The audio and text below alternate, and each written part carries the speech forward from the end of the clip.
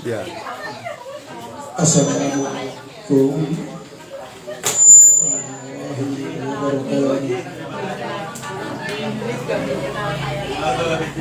Terima kasih Bu.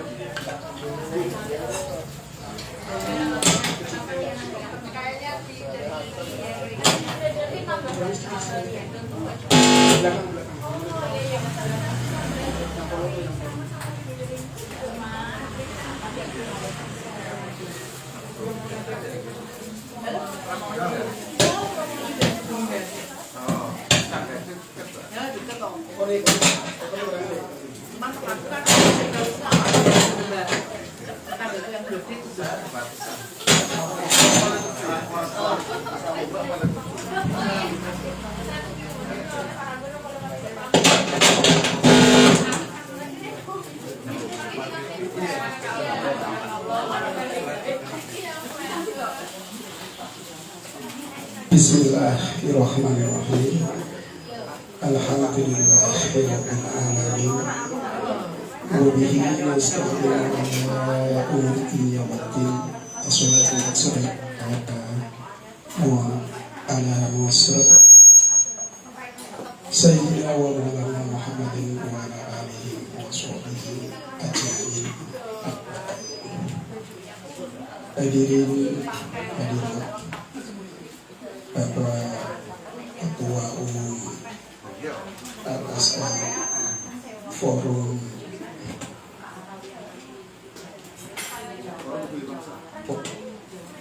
Peduli Bangsa yang saya cintai,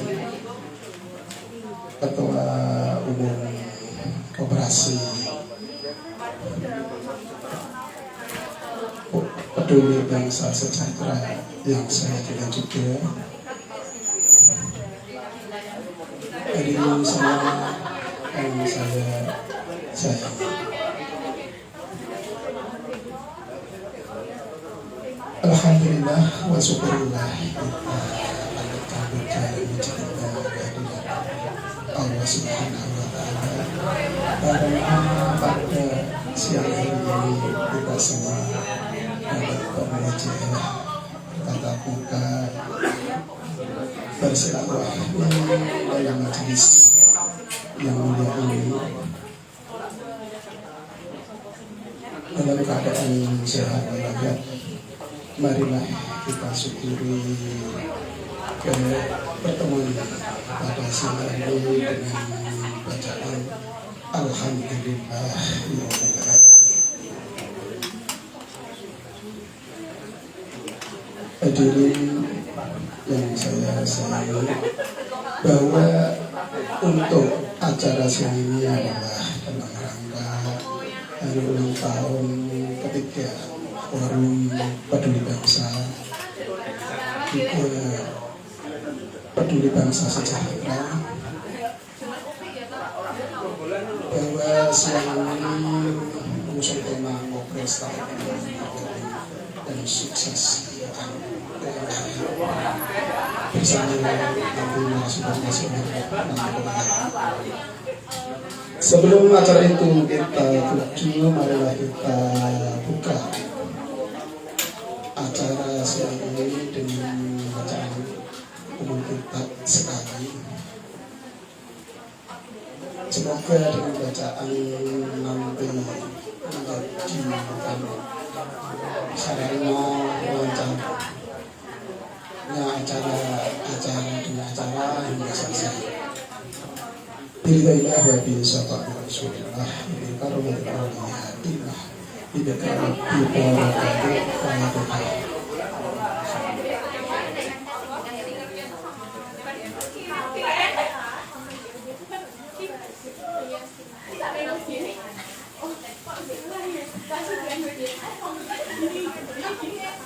Acara kedua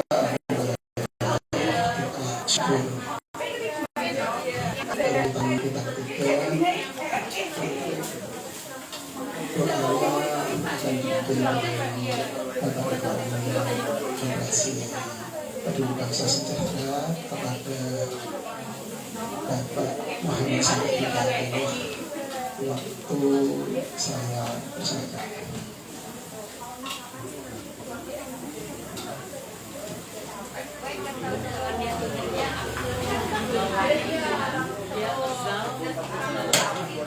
Assalamualaikum warahmatullahi wabarakatuh.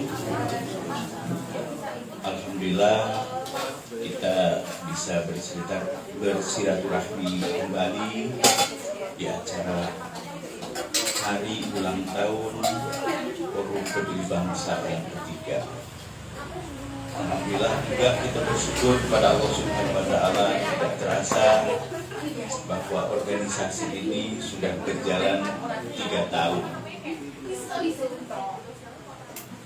Ya, ini perlu kita syukuri.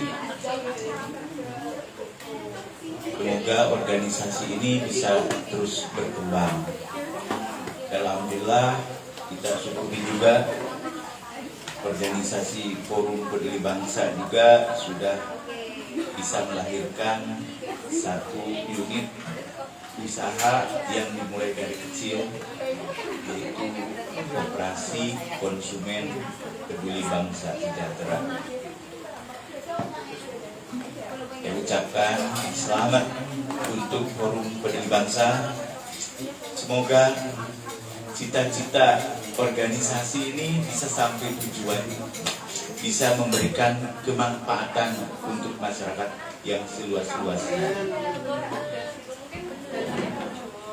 Ini alhamdulillah dulu generasi pertama ini Mas Agus nih sebagai pendiri. Ya, kebetulan juga sempat tertunda juga ya masalah legalitas karena juga dengan beberapa hal, belum lagi kita ada wabah, tapi alhamdulillah semua bisa selesai. Ini yang wajib kita syukuri, dan alhamdulillah juga anggota-anggotanya juga masih lengkap dalam keadaan sehat walafiat. Sebagai bentuk rasa syukur, kita adakan suatu hari ulang tahun yang sederhana, yang penting hikmat untuk kita semua. Mari sejenak untuk mensyukuri ini kita berdoa. Kembali lagi, semoga cita-cita organisasi bisa tercapai, memberikan kemanfaatan yang seluas-luasnya untuk negara kita. Karena bagaimanapun cita-cita organisasi ini dan memang juga didirikan secara nasional, walaupun ini masih, ya boleh dikatakan mulai dari kecil. Tapi semua juga organisasi tidak ada yang besar. Small is beautiful, big is wonderful. Nah, kita menuju ke melangkah ke yang lebih besar lagi. Saya tidak banyak bercerita, kita langsung doa saja untuk keberkahan kita bersama. Bismillahirrahmanirrahim. Innallaha wa malaikatahu yusholluna 'alan nabi ya ayyuhallazina amanu shollu 'alaihi wa sallimu taslima. Allahumma sholli 'ala sayyidina Muhammad wa 'ala ali sayyidina Muhammad. Rabbi ij'alni muqimas sholati wa min dzurriyyati rabbana wa taqabbal du'a. Rabbana ighfirli wa li walidayya wa lil mu'minina yauma yaqumul hisab. Rabbana hab lana min azwajina wa dhurriyyatina qurrata a'yun waj'alna lil muttaqina imama. Rabbana atina fid dunya hasanah wa fil akhirati hasanah wa qina adzabannar. Subhana rabbika rabbil izzati amma yasifun wa salamun alal mursalin walhamdulillahi rabbil alamin. Amin. Al-Fatihah. Ya kan.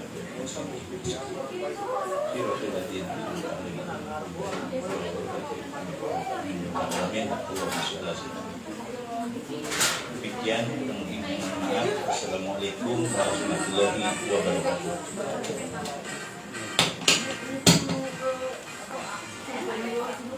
Alhamdulillah, ya syukur. Bacaan doa syukuran untuk hari ulang tahun Forum Peduli Bangsa telah selesai. Kita menuju ke acara selanjutnya, yaitu acara inti.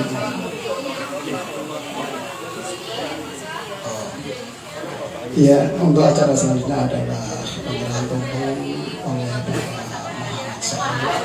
Kok diserahkan kepada Bapak Ketua Umum Forum Peduli Bangsa, Bapak Agustianto SAG. Kepada keduanya waktu dipersilakan. Bismillahirrahmanirrahim. Semoga organisasi kita mendapat keberkahan dari Allah Subhanahu wa Ta'ala. Selamat kita semua. Insya Allah PB bisa memberikan kemanfaatan bagi masyarakat. Amin amin ya Allah.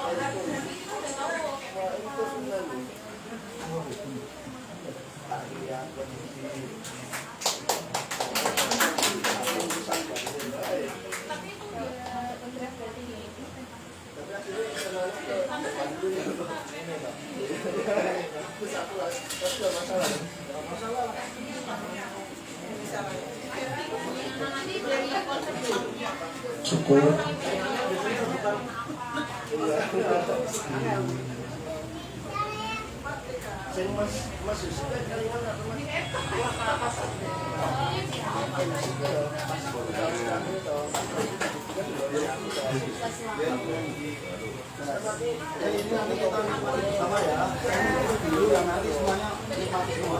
Baru kan, so kenyang, berkah. Nanti semakin banyak.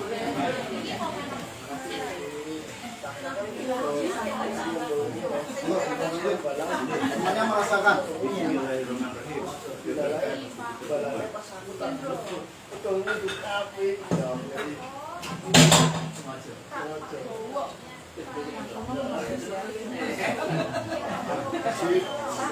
Semuanya di semua.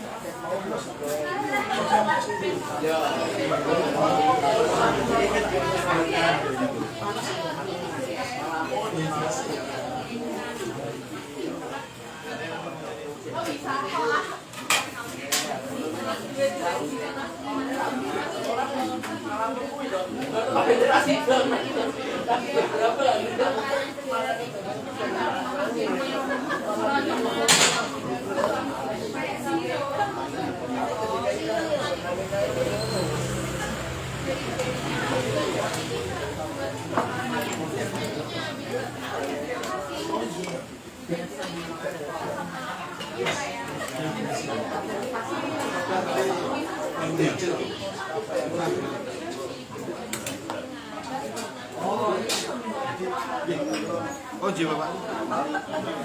Siap.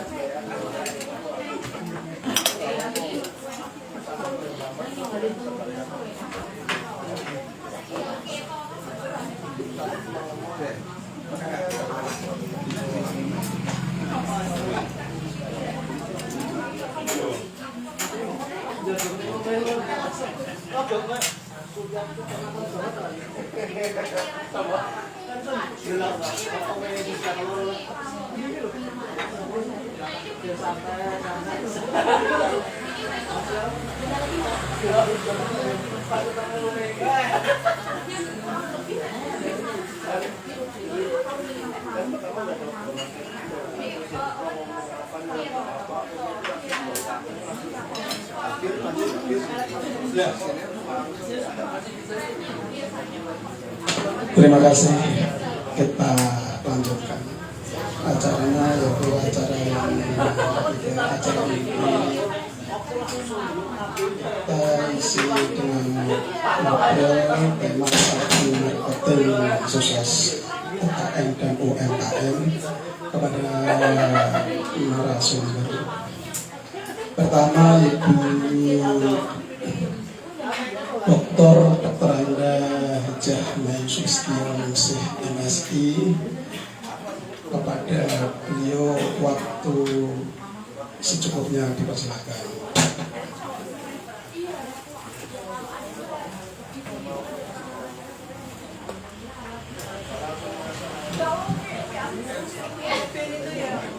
Mohon izin Bapak Ibu. Assalamualaikum warahmatullahi wabarakatuh. Terima kasih kepada yang terhormat, juga selamat datang kepada yang terhormat Bapak Pimpinan Pusat DPD Pusat dari FPB, kemudian juga kepada Ketua FPB Provinsi Jawa Tengah Mas Agus, dan tentu saja kepada para sahabat-sahabat tercinta tersayang, Bapak dan Ibu di grup FPB Jawa Tengah, ataupun mungkin di Semarang berarti belum yang Agus, yang Semarang ada ya, kalau panjenengan kan Jawa Tengah, yang sekarang di Semarang. Alhamdulillah setelah terakhir kali ketemu di kediaman Mbak Endang ternyata banyak juga ya kemarin ya, tidak menyangka, jadi banyak juga. Sekarang kita yang kedua kali karena terlalu dekat ya. Nah ini nanti sifatnya sesuai dengan yang diharapkan oleh Mas Agus, mungkin kita santai aja. Santai aja, dan juga untuk mengingatkan saya. Jadi nanti tidak apa-apa di tengah-tengah itu teman-teman mungkin bertanya, daripada bertanya nanti lupa, kelamaan menyampaikan lupa tanya. Pengen tanya langsung saja. Jadi kita ini sifatnya santai ya, sharing gitu sifatnya. Izinkan saya memperkenalkan diri lebih dahulu, karena di sini saya lihat ada beberapa kawan yang kemarin belum ketemu waktu di Bu Endang, misalnya Bu Yuni ya. Baru ketemu Bu Yuni sekarang. Masih sakit kayaknya Pak Jenengan kemarin itu. Sekarang sehat, alhamdulillah. Nanti kalau sering ketemu tuh aku malah tambah sehat Bu. Penyakitnya takut itu ya. Seperti COVID itu takut dengan kebersamaan kita. Saya mempunyai beberapa profesi, jadi ini disebut saya termasuk orang yang berstatus ganda gitu ya. Jadi di dunia yang berbeda. Karena saya lihat teman-teman saya itu kok nggak banyak ya. Jadi saya sering sendirian itu kadang-kadang. Yang pertama ini yang formal dulu. Yang formal dulu ini saya tadi ada di Nampalis Universitas PGRI Semarang. Jadi ini ada jalan sehat dari ini, maka saya nggak ganti. Saya minta izin Mas Agus, aku nanti nggak usah ganti. Soalnya malah suasananya biar nggak formal gitu ya. Nah jadi jalan sehat, saya dosen di Universitas PGRI Semarang. Sudah lama sih, sudah 30 tahun, sejak muda belia. Jadi sampai sekarang ini menjadi dosen di biologi Fakultas Nipati UGRIS. Dulu namanya IKIP PGRI Semarang ya Mbak Mariamri ya. Nah sekarang kami sudah jadi universitas. Nah terkait dengan profesi dosen, memang hobi saya riset. Jadi saya kebetulan punya banyak paten gitu ya, karena dari hobi riset itu tadi. Tapi ternyata ya, seperti yang disampaikan Allah, jadi belajar itu adalah ibadah. Nah dari hobi riset itu menginspirasi bisnis. Nah itulah yang menyebabkan saya jadi kenal dengan teman-teman ini. Aku nggak kenal Mbak Mariati kalau nggak lewat UMKM. Ya Mbak masuk lewat dunia dosen kan. Nah jadi ini ternyata begitu kita aktif di dosen, saya sendiri aku suka riset, akhirnya bisnis dan berkembang lagi. Sekarang yang sudah sering sejak sebelum COVID yaitu narasumber. Kemarin terakhir tanggal 6 Juli, nah saya ke Jakarta itu. Seharusnya saya harus mendampingi peserta tur saya, karena kan saya punya tur luar negeri dan dalam negeri. Kemarin 3 negara, Thailand, Singapura, Malaysia. Tapi karena waktunya bersamaan, saya akhirnya ya udah itu staf saya, karyawan saya ya diatur. Nah saya memilih untuk narasumber, karena narasumbernya kemarin nasional. Jadi saya memberikan materi untuk ketua LPPN Universitas Negeri, yaitu Politeknik dan Politeknik Negeri seluruh Indonesia. Dan menurut teman saya ini lebih penting daripada saya mendampingi biru tur saya. Lalu biru saya tak dampingi harus jalan sendiri kok. Maksud saya dari segi kemanfaatan. Tapi saya sebagai narasumber untuk ketua LPPN di seluruh politeknik dan politeknik seluruh Indonesia, ini kan manfaatnya untuk seluruh Indonesia. Mereka pulang bisa bawa materi gitu tadi. Sementara kalau dulu tuh ya sudah jalan itu tadi. Artinya saya memilih 3 hari itu di Jakarta untuk mendampingi mereka terkait dengan HKI dan materi. Nah ini sebetulnya beririsan Mas Agus dan Pak Ketua dengan UMKM. Jadi HKI, hak kekayaan intelektual itu UMKM sangat berkepentingan. Nah nanti kita masuk ke sana. Di samping dosen-dosen juga berkepentingan. Nah, teman-temanku yang batik di Rembang itu batik yang kecil-kecil itu loh, Lasem itu nangis kemarin waktu saya kemarin kan juga jadi narasumber BRIDA itu Badan Riset dan Inovasi Daerah Pusat. Teman-teman batik di sana itu ya pada dibaca itu batiknya. Nah, jadi itu pekerjaan saya sehari-hari menjadi dosen. Kemudian saya dan suami mempunyai hobi bisnis. Nah ini juga saya tularkan kepada teman-teman UMKM. Yaitu apa? Di sana kita ini mungkin bercabang-cabang, tapi nanti kembali ke laptop lagi. Salah satu yang saya selalu inisiasi ke teman-teman, baik itu dosen. Kenapa saya bilang baik itu dosen? Dosen itu ya gitu, pekerjaannya dosen. Dia bisa S1, S2, S3 seperti saya, tapi kemampuannya untuk futuristik itu ya mau doain. Nggak punya program, nggak punya konsep. Artinya apa? Aku 11-12 kamu UMKM. Bener, kenapa? Loh aku dosen kok, jadi saya bisa mengkritik mereka. Nggak bisa komplain dong, saya lingkungan dosen kok. Mereka tuh 11-12 aja dengan UMKM. Doanya cuma kebetulan satu dosen, satu UMKM. Masalah apa? Kita tidak terbiasa untuk berpikir pasif income. Wah sih digolek itu aktif income. Kerja terus, capek, ya bagai kuda. Dan istilahnya seperti itu. Enggak, kita harus kerja cerdas. Saya sering menginisiasi. Sisihkan sebagian untuk pasif income. Itu kan sebetulnya yang kita miliki. Seperti kalau kita sedekah itu ya pasif income versi untuk akhirat. Kita juga ada pasif income untuk versi yang duniawi. Aktif income terus begitu pensiun bubar. Bener nggak? Aktif income itu kan hanya kita dapatkan waktu kita kerja. Saya hanya dapatkan waktu saya masak ayam bebek. Begitu orang harus pesen bubar jalan. Nah, itu pasif income. Nah, jadi ternyata sinergi seluruh dunia dosen dengan UMKM. Nah, jadi setelah saya di dosen ini kan sudah riset, banyak paten, lalu baru menjadi narasumber. Menurut saya sudah stay di situ, sudah bukan comfort zone, nggak ada tantangan lagi. Nah, kalau sudah jadi narasumber kan ya wes tinggal menunggu undangan. Nah, akhirnya saya mulai aktif di dunia bisnis. Bisnis saya yang sebetulnya itu belum UMKM pada saat itu saya start mulai 2012 saya mendirikan yang aku melaksanakan dulu tapi baru sadar belakangan. Jadi ilmunya itu terakhir. Saya melaksanakan tidak pidana. Ternyata ada ilmunya itu. Ilmunya yang sekarang saya kepada teman-teman UMKM. Saya melakukan logika sederhananya begini. Saya berpikir, saya kan dosen swasta, yayasan. Nggak ada pensiun kan Bapak? Suamiku guru swasta, yayasan juga. Nggak ada pensiun kan? Lalu berpikir lagi, berarti kira-kira enggak. Itu pun kalau usia kita sampai pensiun loh. Ini asumsi yang terbaik kan sampai pensiun masih hidup gitu ya. Lalu nanti bagaimana itu? Aku bukan tipe yang suka ikut anak itu misalnya. Sekalipun aku punya 3 anak yang mungkin sukses semua, tapi it's not my style, bukan gaya saya. Jadi harus mandiri. Jadi akhirnya berpikir, oh kalau gitu aku harus menyisikan, mengoncangkan ikat pinggang lagi. Menyisikan untuk apa? Untuk membuat pensiun dari diri sendiri. Nah akhirnya waktu itu mulailah kita beli tanah sedikit-sedikit itu untuk kos-kosan. Sehingga saya memiliki beberapa kos-kosan. Ya, 41 kamar itu ya di Tembalang, Undip, ya, di Undip Tembalang tadi. 41 kamar hanya 3 menit dari Undip. Nah, lalu kemudian akhirnya karena saya suka riset ayam, aku berpikir, nah ini ayam kira-kira masuk aku hanya berhenti di kebetulan saya suka masak. Jadi karena suka masak saya trial and error. Aku mau coba bisa laku nggak ini? Iseng-iseng saja, nggak laku tak makan diri loh.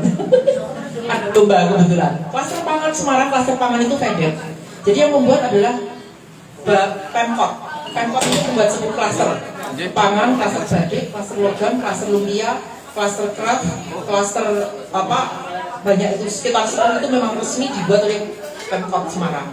Jadi wali kota, SK-nya SK wali kota. Nah saya pikir saya mau ikut klaster karena apa? Kalau aku nggak ikut organisasi itu nggak akan berkembang. Sebagus apapun nggak akan berkembang. Sama akhirnya termasuk masuk ke FB itu berbasis pada dalam disarankan. Jadi salah satu yang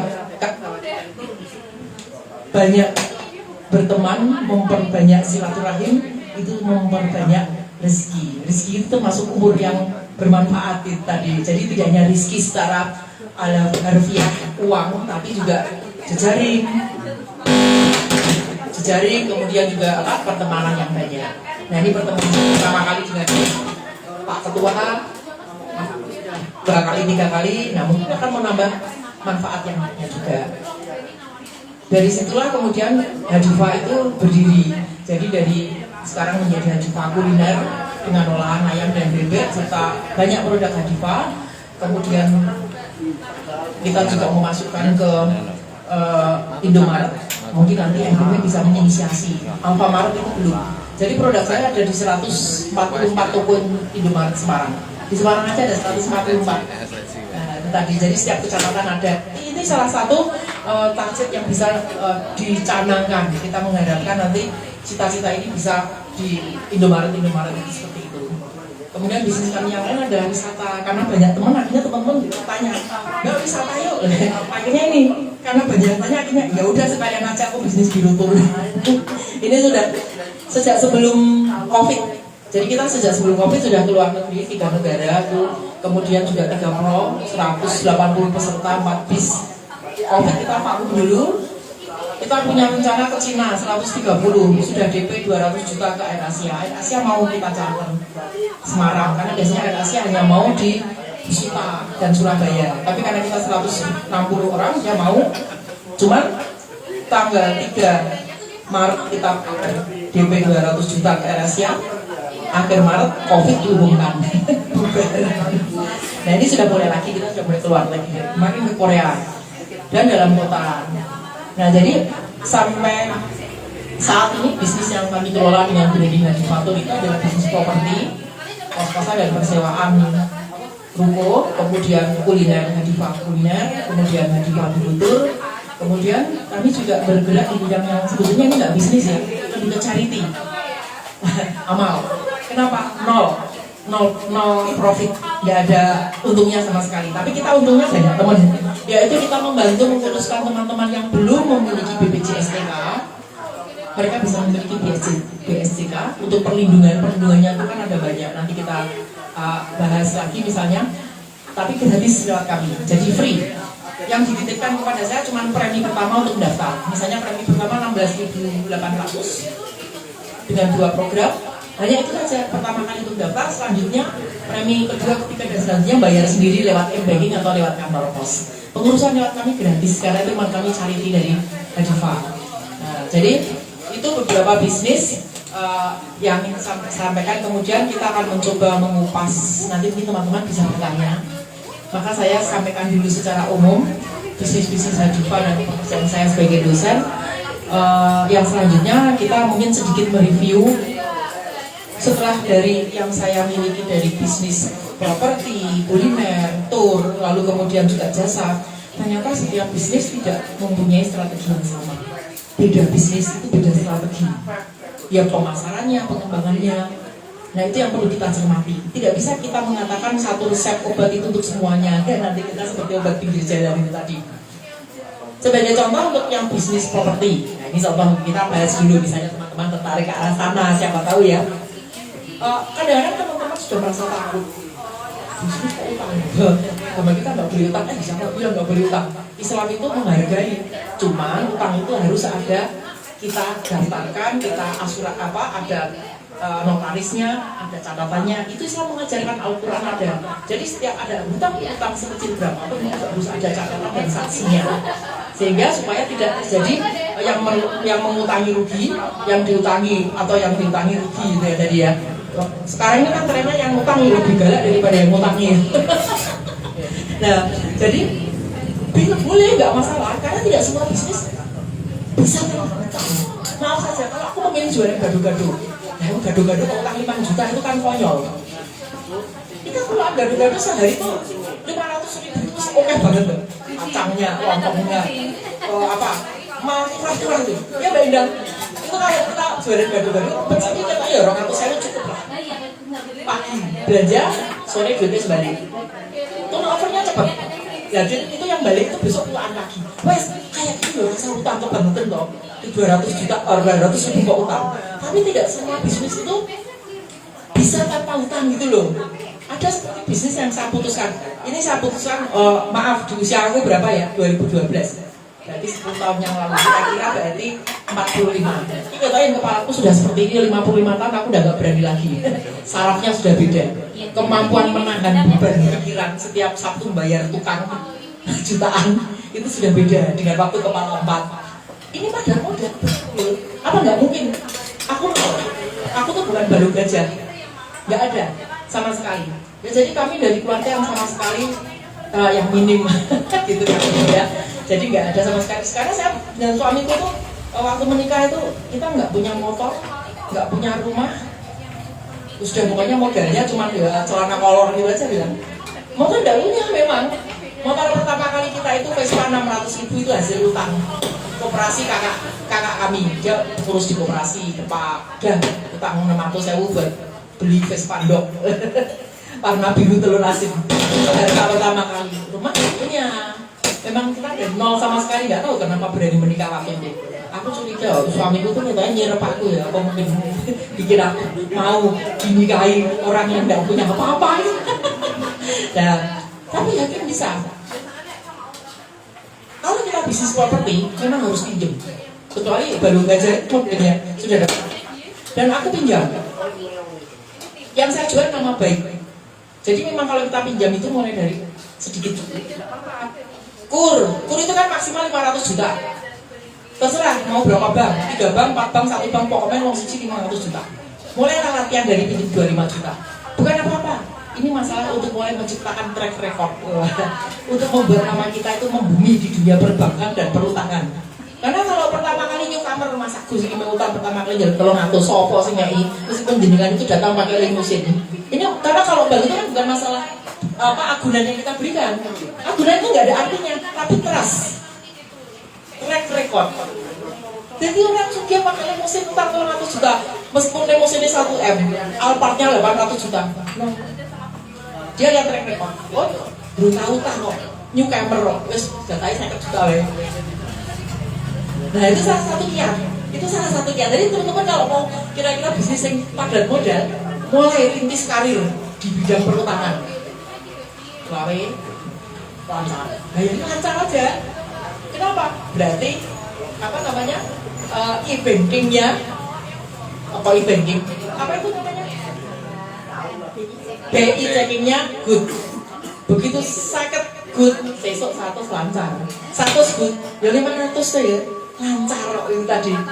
Ini persiapan kalau kita pas mau butuh bayar itu loh maksudnya. Nah, betulan saya seperti itu. Sampai saya ini anak-anakku yang muda tak ajari. Sih, selawe. Membuat CV riwayat hidup. Jadi dia nanti pada saat dia betul-betul memang dia butuh 700 juta untuk membangun bisnis properti atau apa, dia sudah punya CV. Track record. Ini mesti gampang toh, wis utang 300 saya jadi 700 ya mesti gampang karena BI-nya bagus, itu salah satu kiat. Nah, jadi memang seperti itu. Tapi kita memang harus bagus komitmen itu tadi. Nah, karena aku nggak punya duit, maka akhirnya uang yang kami dapatkan itu lucu. Saya tuh kalau nggak bikin ngekos kepada anak-anak undip, nggak langsung jadi matang loh. Aku nanti bayar terus toh, bayar tukang terus itu. Nah, masa aku nggak dapat duit sama sekali? Apanya yang mau saya untuk bayarkan kalau aku nggak dapat? Aku kan berarti 2 pengeluaran. Bayar tukang, beli material, dan bayar utang. Nah, kenapa? Satu kali tak bagusin. Tak bagusin betul, siap. Oh, sampai spring bednya langsung moro-moro. Ini kamu harus kurasikan langsung belum. Satu kamar bagus ada belum. Pokoknya nanti ini tuh satu akhirnya lantai 1 tuh isi semua. Lantai 2, wah, lantai kan tukang. Kan lumayan, aku udah dapat setoran yang untuk bayar tukang. Itu tadi, jadi one sedikit seperti itu. Nah akhirnya ya seperti ini. Nah begitu mulai dibangun, aku bingung. Harga tanah di Tembalang itu luar biasa. Saya beli itu waktu itu tahun 2022, tahun 2012 itu harga tanah masih 1. 2 tahun berikutnya, saya nawar tanah di depan saya. Dia nawarkan 5 juta per meter persegi. Aku beli 1 juta, 2 tahun kemudian 5 juta. Aku aku tawar sampai 3 juta dia nggak kasih, mandek saya. Wes kemampuanku cuma 3 juta per meter, begitu dia nggak boleh, ini punya dokter Panti Wiroso. Aku sih berhenti selesai. Cuman aku mikir, ya aku berhenti nggak bisa dapat tanah lagi. Tapi kalau ini tanah satu tak maksimal kayak aku hanya punya 2 lantai, wah nggak bisa aja. Aku ke bank BNI, datang, saya mau pinjam lagi. Ya, gimana Bu? Kan sudah 2 lantai jadi. Justru itu masalahnya. Ini pilihannya 2. Kasih aku 1 lantai lagi 400 juta atau tak kembalikan. Aku nggak mau bayar. Itu kosku ambil loh. Dan kenapa Boy? Aku rapat tuh tanah kok. Depan itu tak nyang 3 juta kan itu kok. Jadi sekarang terserah panjenengan. Aku kasih duit 400 juta untuk menyelesaikan 3 lantai. Selesai baru tak atap. Atau itu yang 2 lantai ambil. Aku nggak mau bayar lagi. Ngapain aku rugi loh. Yang untuk bayar hanya punya 2 lantai. Sementara tanah aku nggak bisa beli lagi. Ya udah bikin LKB. Jadi memang bank itu kalau kita jadi kreditur harus sombong. Di bank itu yang dihargai kreditur, sementara orang nabung nggak dihargai, kan antri. Kalau dengan peminjam, wah bodoh-bodoh dia dimasukkan di ruangan, dikasih minum. Nah, kalau orang yang nabung itu ya wes karepmu nggak ada selamat antri ya, ngadeg gitu. Nah, saya tolong ya, aku nggak mau lebih dari seminggu. Aku harus dapat info beberapa hari. Kalau iya, kalau enggak. Appraisal kami biar lihat. Ibu yang kemarin pinjam 800 juta, karena total pinjaman itu jadi 1,4 miliar 2012. Itu memang betul nggak masuk ke Panji Basma. Dia langsung dalam 1 hari langsung ada kabar. Bu, oke, kami kasih lagi 400 juta untuk 3 lantai, untuk lantai ketiga. Lah kenapa? Kemarin yang persisnya datang dia puas kok. Itu kelihatannya uang itu 800 juta memang masuk semua kepada itu. Jadi kejujuran kita itu membuka pintu rezeki yang lain. Akhirnya apa? Karena aku yakin aku nggak bisa beli lagi di tanah. Kembali lagi masalahnya, udah tak optimalkan daripada 2 lantai 3 lantai.